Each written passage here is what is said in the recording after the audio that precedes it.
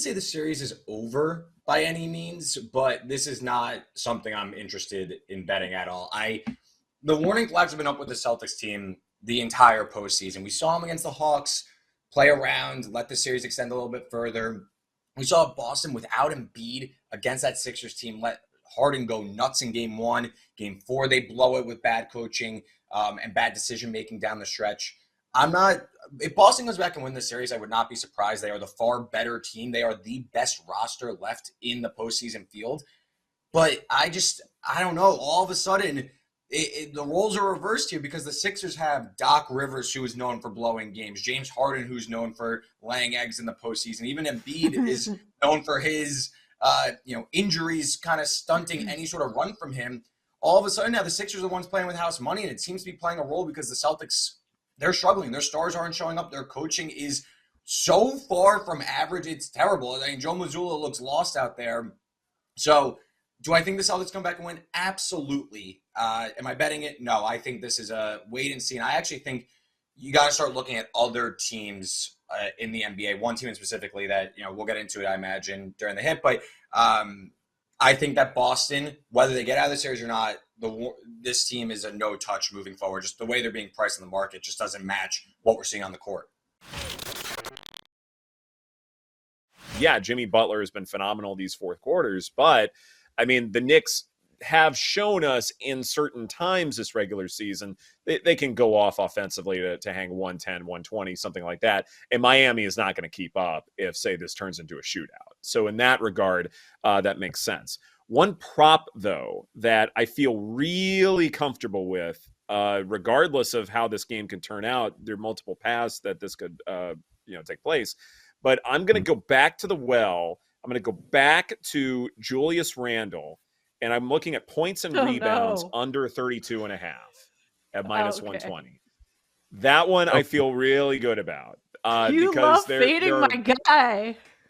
I love fading your guy, Aaron. I'm under 32 and a half points plus rebounds. This is a situation where if the Knicks are completely collapsing and it's over, well, then he goes under that number. But if the Knicks get into a bit of a shootout, then it's going to be other guys, I think, stepping up for them.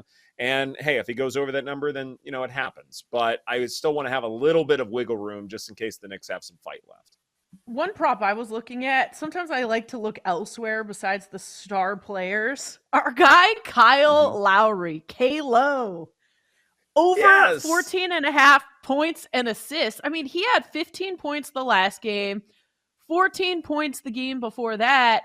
So, and he's got 4 assists in the last 2 games as well. Now, in game 2, he only had, 12 was his points plus assist number.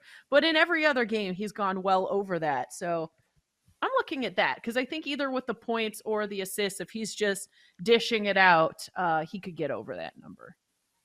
Well, he's playing more minutes this series than the last one.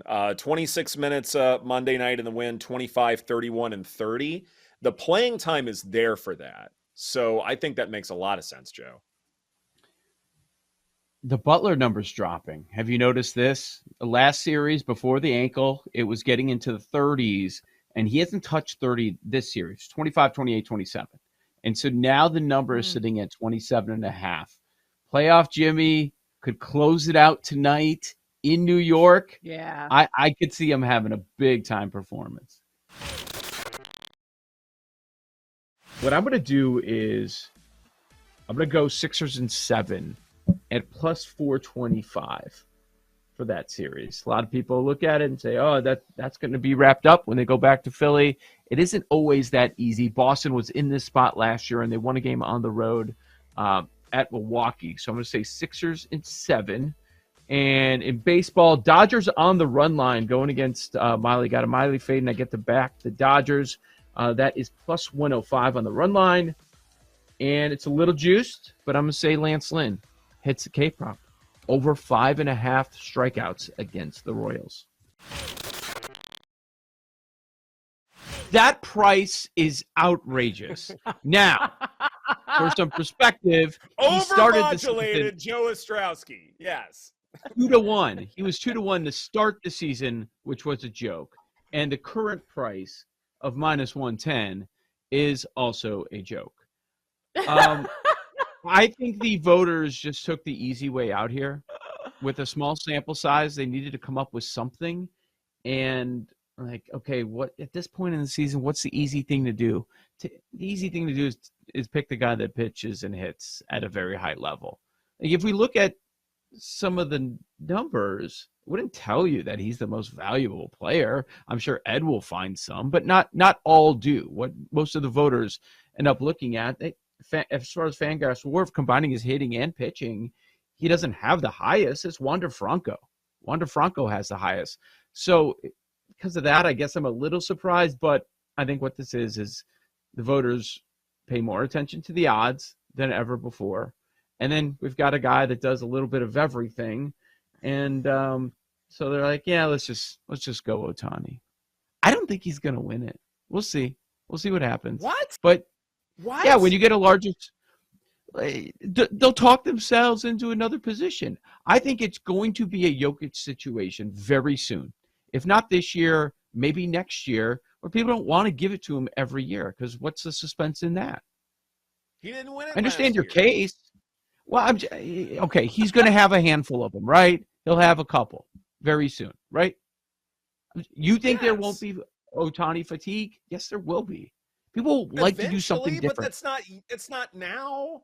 The fatigue isn't now. Like, I mean, Jokic was a two-time deal, and then he was on the cusp of getting a third until like he played less, and Joel Embiid was finally healthy down the stretch of a regular season.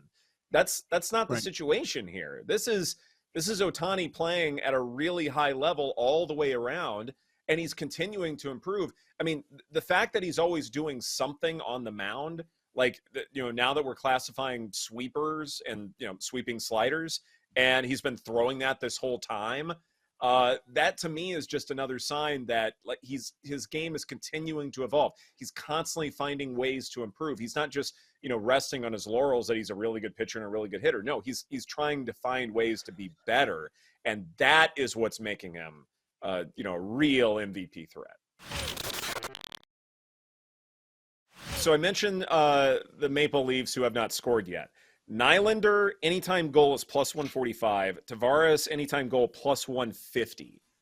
Those look good to me. If they are due for positive regression to the mean, then it may come in this one, and it may be heavy-handed where they're scoring a lot.